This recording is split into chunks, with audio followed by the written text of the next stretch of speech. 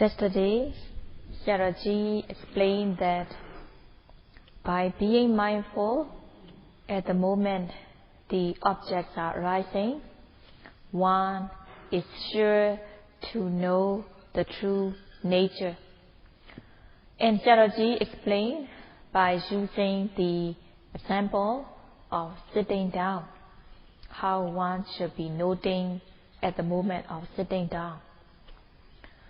And when being mindful at the moment of sitting down, one will come to know distinctly between mind and matter. Whatever object is arising, one should be mindful of that object.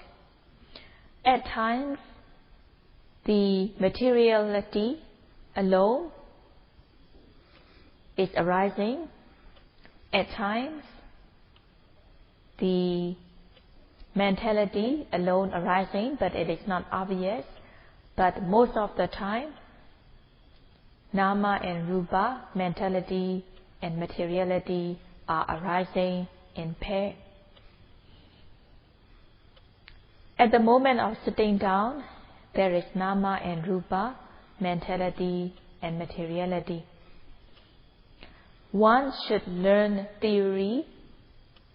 It is called Okaha, learning theory. And if one is not clear about something, one should ask the teacher. It is called Paripuja, discussion with the teacher. When one is not clear of something, one should ask, one should discuss with the teacher, and one will be endowed with theoretical knowledge.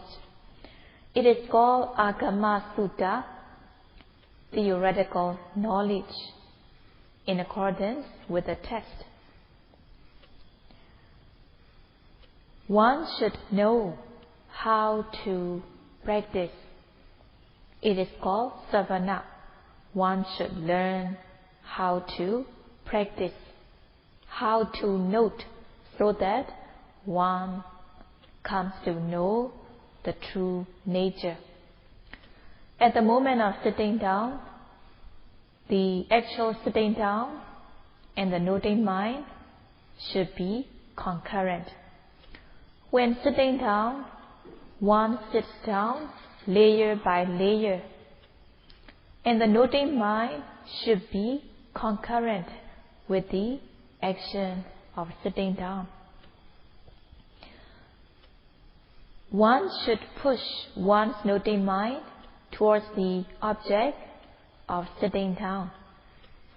At the moment of sitting, there is Nama and Rupa, mentality and materiality. One should be mindful of it so that one comes to know mentality and materiality involved in the process of sitting down. In order to know correctly, one should learn how one should be noting the object.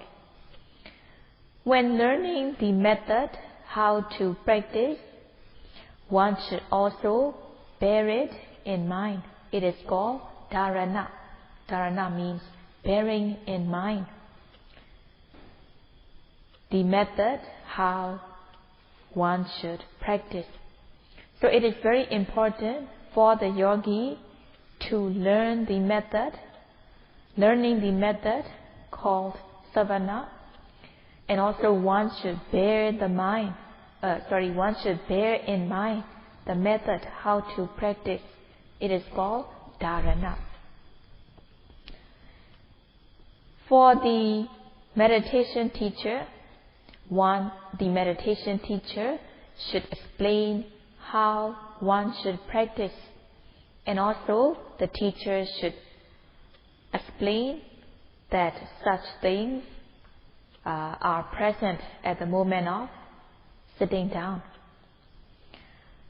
So in this way, there should be discussion between the teacher and the student. So the student should learn the method and bear the method in one's mind so that one does not forget. In order to know the nama rupa, mentality and materiality that are present at the moment of sitting down, there should be samasana. Samasana means rubbing, coming into contact. So one should note in such a way so that the noting mind come into contact, the noting mind rubs onto the object. At the moment one is sitting down, one has to sit down, stage by stage, layer by layer, and one has to push one's noting mind towards the object, towards the sitting down. When noting, sitting, at times the noting mind may fall on the movement of sitting, layer by layer. So here one of the jhanic factors is present. It is called vichara, sustained application of the noting mind on the object. When there is vichara, the noting mind rubs against the object. When the noting mind rubs against the object, at times one may come to know stiffness, at times one may come to know tension when the noting mind is rubbing against the object. As the noting mind rubs against the object, when vichara is present, one will be certain about the object. There will not be uncertainty, there will not be doubt. As the noting is effective, the noting mind falls on stiffness and one comes to know stiffness. As the noting mind falls on tension, one comes to know tension. If the yogi notes the object without aiming one's mind towards the object, the noting mind and the object will not be direct. If the noting mind is not direct with the object, then the noting mind will not hit the target, which is the object. So one has to aim one's noting mind towards the object, and one should also put effort so that the noting will be effective. When the noting is effective, one will come to know the true nature. When being mindful at the moment of sitting, when the noting mind falls at least on the manner of sitting down, the noting is effective and one will be certain of the object. There will not be uncertainty or confusion. If the noting is not effective, there will be uncertainty, confusion. When the noting mind hits the target, which is the object, there will not be uncertainty, there will not be confusion. When the noting mind falls on stiffness, one comes to know stiffness. When the noting mind falls on tension, one comes to know tension, and there will be samasana. It is very important that one notes the object continuously on every arising object, and one's noting mind should be direct or face to face with the object. Sadhuka manasikara, meaning one puts into practice whatever one has learned. There should be sadhuka manasikara. One should put into practice the method one has learned.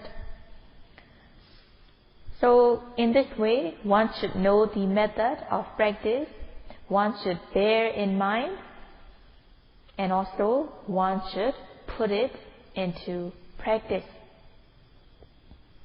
So at the moment of sitting down, when one is being mindful, one may come to know the Nama mentality as the series of intention to sit down, and at times one may know the materiality, the actual sitting down, the body becoming heavier, becoming stiff, tense, and so on. So in this way, one should, in order to note effectively, one should listen attentively to the guidance and instruction given. And also, one should put into practice according to the guidance and instruction, so that there will not be uncertainty, there will not be doubt. When the yogi is noting the object, the noting should be effective. And when the yogi comes to the interview, yogi should report how she has been practicing. So one should explain whether one can follow, whether one can note the object with aim and effort. When the object arises, whether the yogi can note it precisely with aim and effort. When rising of the abdomen arises, yogi should explain whether she can note rising of the abdomen precisely with aim and effort. So the objects will be arising continuously, one after another, and the noting mind should follow the object to note the object. So the objects that have been arising, such as the primary object, rising and falling of the abdomen, and also the other secondary objects, whatever they arise, yogis should follow to note the object as soon as the object arises. So in their interview, yogi should report his or her work, meaning whether yogi can work by following the object precisely with aim and effort. So yogis should not forget to report their work, whether they can note the object precisely with aim and effort. And if they can note the object precisely with aim and effort, what she comes to know. By noting rising, what she comes to know. When noting falling, what she comes to know, it should be reported in the interview. Only if the yogi knows the object meticulously, thoroughly, will she be able to report it to the teacher.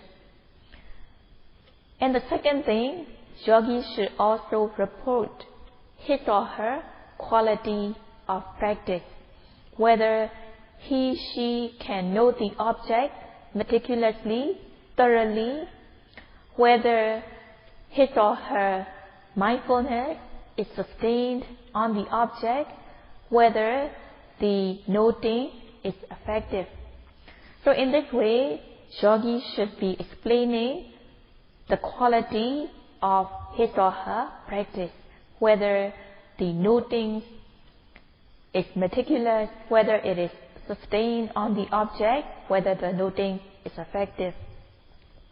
The noting should be continuous, without any gaps in between. And if the yogi is able to note in this way, yogi should report what she comes to know by noting the object. For example, when one notes rising of the abdomen, what he/she comes to know? Is it the form or shape of the abdomen? Is it the mode or manner of rising? Or is it the nature such as stiffness, tension, movement, or heaviness? When the yogi is noting sitting, what the yogi comes to know? When noting sitting, is it the form or shape of the body? Is it the mode or manner of sitting? Or is it the nature such as stiffness, tension, heaviness, and so on? So in this way, yogi should report what he/she comes to know by noting the object. Only if the yogi is noting properly will he/she be able to report what he/she comes to know by noting the object. Saraji gives an example. When one is eating the food, if the person does not pay attention, the person will not know the taste of the food. In the same way, if the yogi is not noting properly, yogi will not know the true nature of the object, and thus the yogi will not be able to explain it to the teacher. When the object arises, as soon as the object arises, yogi should note in such a way so that his or her noting mind will hit the target, the object, and thus one will come to know the true nature. Practicing Satipatthana meditation is doing self-research, so it should be thorough, it should be precise. So when practicing Satipatthana meditation, when doing self-research, by practicing Satipatthana, one's noting have to be precise and accurate. When the yogi is able to note the object with precision, with accuracy, yogi will come to know the true nature, and yogi can report in the interview what he/she comes to know. And also, yogi should be honest. Even if the yogi cannot know the object, he/she should report that he/she cannot note the object. So yogi should be honest when reporting. So yogi should not pretend that he/she can do it if he/she can't. So yogi should explain to the teacher if he/she cannot note the object. So what happens if he/she cannot note the object? It may be that the noting mind is on something else. It may be that the mind is wandering, or it may be that other objects such as pain or ache is arising. So yogi should report why he/she cannot note the primary object. Is it because the mind is wandering, or is it because the other objects such as pain or ache is arising? So in this way, if it is the wandering mind, can the yogi note it? If he/she noted, what happened to the object when noting it? If it is the pain or ache, if it is the itchiness, whether the yogi is able to note it, itchy. If the yogi notes it, what happened? Did the itchiness increase? Did the itchiness stagnate? Did the itchiness subside? Or did the itchiness disappear? So yogi should report what happened to the object when he/she noted it.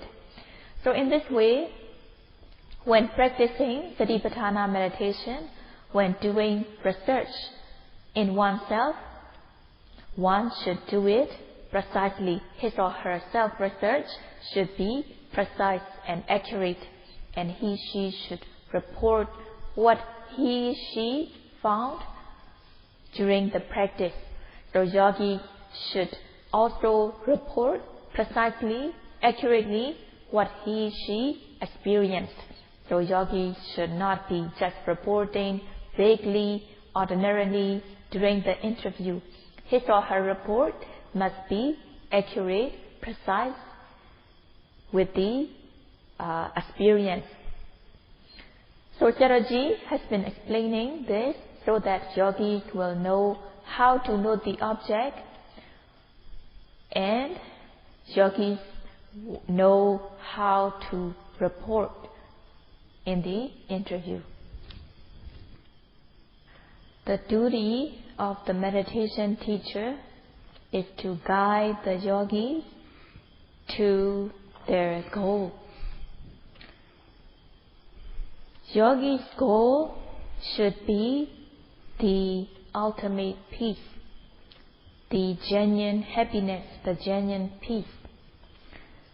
So the genuine happiness, the genuine peace should be the goal of the yogis. And in order to reach their goals, the meditation teacher should explain how they should practice,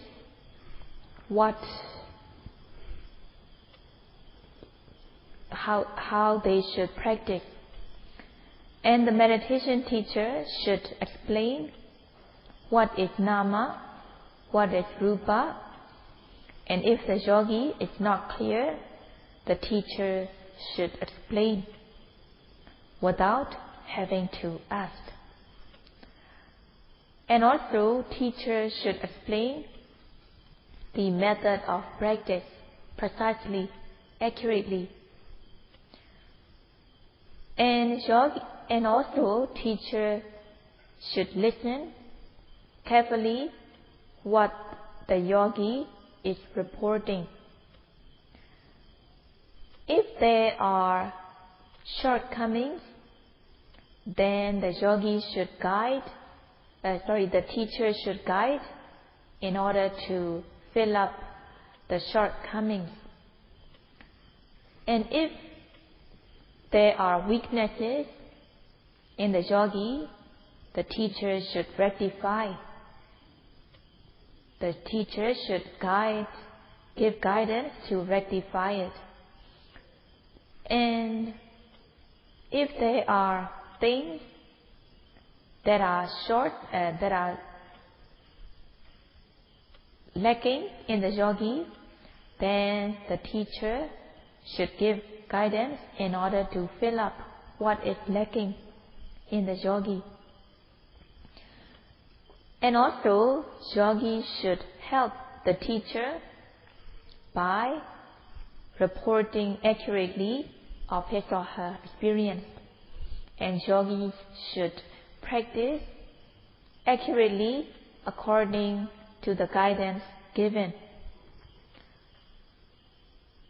And also, yogis should explain, yogis should report whether he/she can note the object, whether the noting mind sticks onto the object, whether the yogi can note the object thoroughly, continuously. It should be reported. Reporting accurately according to his or her experience, it is a way of helping the teacher. Yogis should also report what he/she comes to know by noting the object. And if yogi cannot note the object, what happened, and whether the yogi can note the other object. So in this way, yogis should be honest in reporting. They should not report from their imagination. They should not report what they are thinking, but they should report on things what they experience. In this way, yogis should help the meditation teacher so that meditation teacher can give guidance. Only if the yogi reports according to his or her experience, will the teacher be able to give guidance. So it is just like doctor and patient. At times, when the yogis are practicing diligently, such kind of yogis can report a lot, and at times some of the yogis may just like be a teacher explaining his or her experience because she worked precisely according to the guidance given. And the meditation teacher should give guidance in order to rectify yogi's shortcomings and to fill up what is lacking. And the meditation teacher should give interviews precisely, and the yogis should also help the meditation teacher by reporting accurately so that the teacher can give further guidance. And also, the yogis should report short to the point when reporting. So yogis should report short to the point, short and brief. It should be accurate, it should be brief and precise.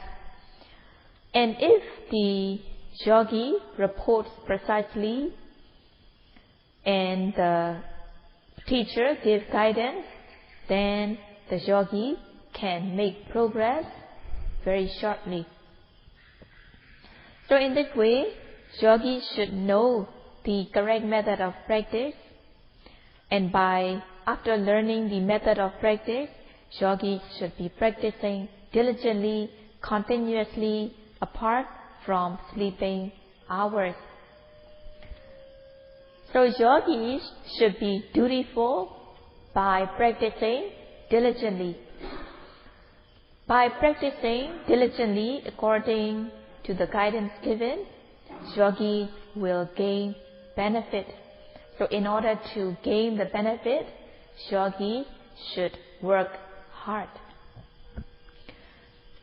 There are 4 truths: dukkha satya, the truth of suffering; samudaya satya, the truth of origin of suffering; nirodha satya, the truth of cessation; and magga satya, the truth of path leading to cessation.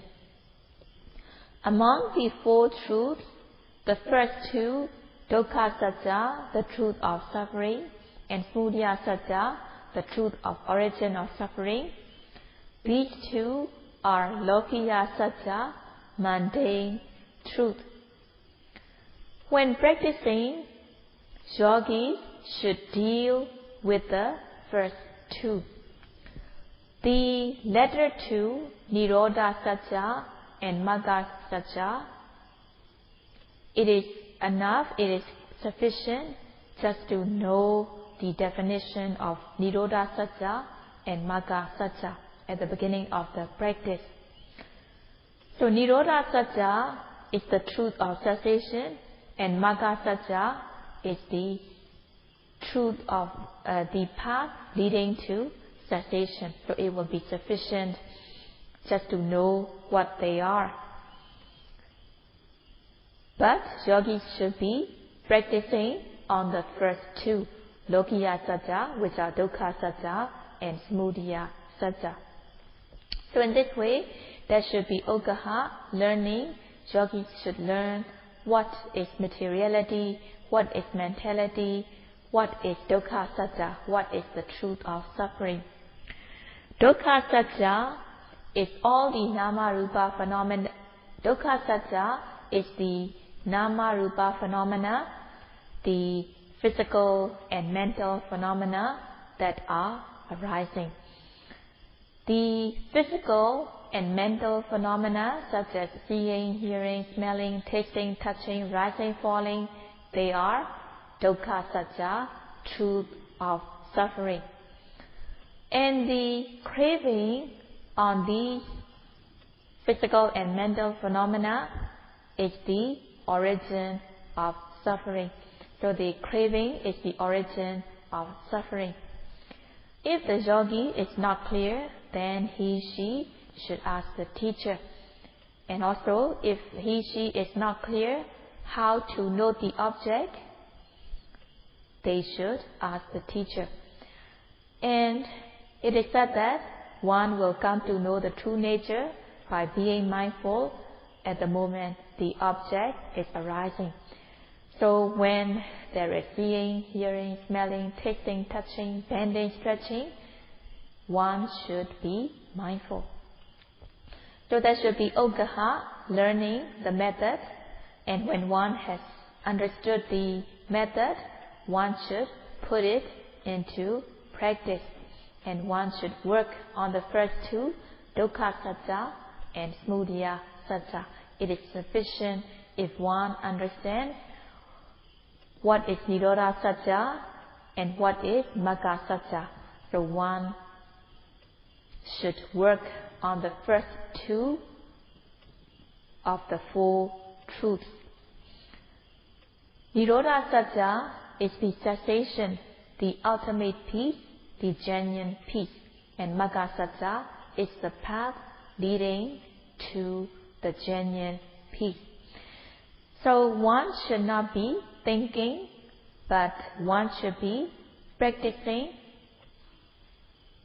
One should be noting the object, one should be practicing and dealing with the first two satya among the four truths. So the two lokottara satya, the two super-mundane truths, nirodha satya, should be one's goal. One's goal should be the true cessation. In order to reach one's goal, one should work on the first two, lokiya satya, mundane truth. One should discern dukkha satya, the truth of suffering, and one should abandon samudaya satya, the origin of suffering, in order to realize cessation. Among the satya, the lokiya satya, the mundane truth, are difficult to be discerned. It is said, dodasa, difficult to be discerned, and thus it is profound. It is not shallow, but it is profound. So lokiya satya, the mundane truth, are difficult to be discerned, and thus they are profound. Lokottara satya, the supramundane truth, which are nirodha satya and magga satya, they are profound and thus difficult to be discerned. When it is said that lokiya satya is difficult to be discerned, it is not impossible to discern, but it is difficult to discern. In order to discern them, one should practice satipatthana meditation by noting the presently arising object. When one is noting the presently arising object, and when one becomes skillful in the practice, the notings will be effective. One will be removing kilesa, hindrances. It will be patipakha vidamana. One will be destroying, removing nivarana, hindrances. When the hindrances are removed, the mind will be pure and clean. When the mind is pure and clean, due to the removal of hindrances, even though the Lokiya Satya are profound, but they will become obvious. They will become Supakata, very obvious, when the mind is calmed and serene due to the removal of hindrances. So these hindrances are hiding, covering, so that the truth cannot be discerned. By practicing Satipatthana meditation, one can remove these hindrances which are covering the truth. Removing the hindrances covering the truth, these truths will become very obvious to the yogi. And Sayadaw will continue to explain from both theoretical and practical aspects tomorrow. Sadhu, sadhu.